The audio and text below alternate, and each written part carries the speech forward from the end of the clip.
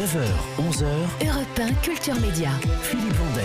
Et c'est l'heure, Philippe, de l'info média du jour. L'info média qui nous offre ce matin une extraordinaire plongée dans les archives du monde pour célébrer ses 75 ans d'existence. Voyage à travers le temps, rencontre avec les grandes plumes de ce journal de référence, retour sur d'incroyables récits qui ont marqué leur époque et redécouverte de pépites oubliées dans ces pages jaunies par le temps. Une chasse au trésor menée par les jeunes journalistes, ils ont entre 25 et 27 ans, de la revue Zola, revue qui vient de faire un numéro 0. Son ambition est de publier du journalisme littéraire et pour les soutenir, dans un contexte morose pour la presse écrite, Le Monde les a autorisés à fouiller dans les entrailles du vénérable quotidien. Choc des cultures et peut-être des générations pour ces jeunes pousses du journalisme biberonnés aux réseaux sociaux. C'est baptisé les trésors cachés du monde et le résultat, faut le dire, est réjouissant. Un mini-coffret réunissant 4 mini-livres et 30 reportages, pas plus, illustrés par des dessins originaux ancrés dans les réalités. C'est là le paradoxe et le talent d'aujourd'hui, la terre, l'argent, le peuple, l'espoir. Alors comment ces jeunes journalistes ont-ils travaillé? Comment le Monde a-t-il supervisé cette chasse au trésor? Quelles sont les pépites exhumées? Que raconte ce voyage dans 75 ans d'archives? Dis donc, que de questions. Pour en parler, pour y répondre, je reçois Florence Aubenas. Bonjour Florence. Bonjour. Vous êtes grand reporter au Monde, vous avez épaulé les jeunes de Zola. À vos côtés justement, un jeune de Zola, Antoine Corlet, bonjour. Bonjour. En deux mots Antoine, c'est quoi Zola? Ce sera quoi? Parce que ça n'a pas vraiment démarré. Quelle est votre ambition?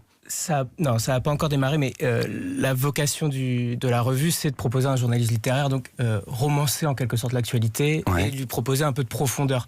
Donc sur différents sujets, c'est encore en construction, donc on tâtonne un peu. L'exemple de ce coffret révèle bien ce qu'on veut y faire, c'est-à-dire une revue avec des longs reportages sur des sujets de société, laissant la place vraiment à un style littéraire assez affûté. Florence Aubenas, comment est née cette idée et pourquoi avoir fait appel à cette revue qui n'existe pas vraiment encore? C'est ça qui était drôle. À vrai dire, on s'est rencontrés un peu par hasard. Vous savez, quand on travaille dans un grand quotidien comme Le Monde, vous avez tout un tas de jeunes confrères qui vous appellent en disant voilà, j'essaie de me lancer, quels conseils vous pourriez me donner, etc. Et donc j'ai rencontré comme ça les jeunes gens de Zola. Et il y a quelque chose d'irrésistible pour quelqu'un comme moi.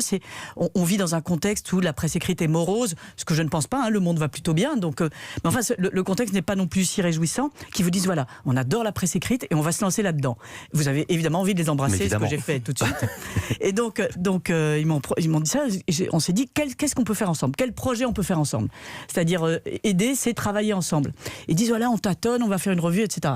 Et donc pour les aider, on s'est dit voilà, on va non pas vous étouffer en disant venez au Monde, on va vous expliquer comment on fait, vous formater, faire exactement pareil que nous, etc.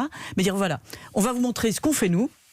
Et vous allez nous dire ce que vous en pensez. Mais l'idée du coffret, elle préexistait à votre rencontre avec eux ou pas du tout. En les rencontrant, vous avez dit on va faire ce coffret? Exactement, c'est une idée ensemble. On s'est dit voilà, à la place de regarder ce que vous faites et de vous donner mes conseils très avisés, ah non mais là je ferais plutôt ceci, cela, regardez ce qu'on a fait nous. Et dites-nous ce que vous en pensez. On a inversé les rôles. 75 ans de papier dans Le Monde, c'est combien d'articles? 3 millions. Mon Dieu. Oui, c'est ça. 3 millions d'articles. Mais comment vous avez choisi?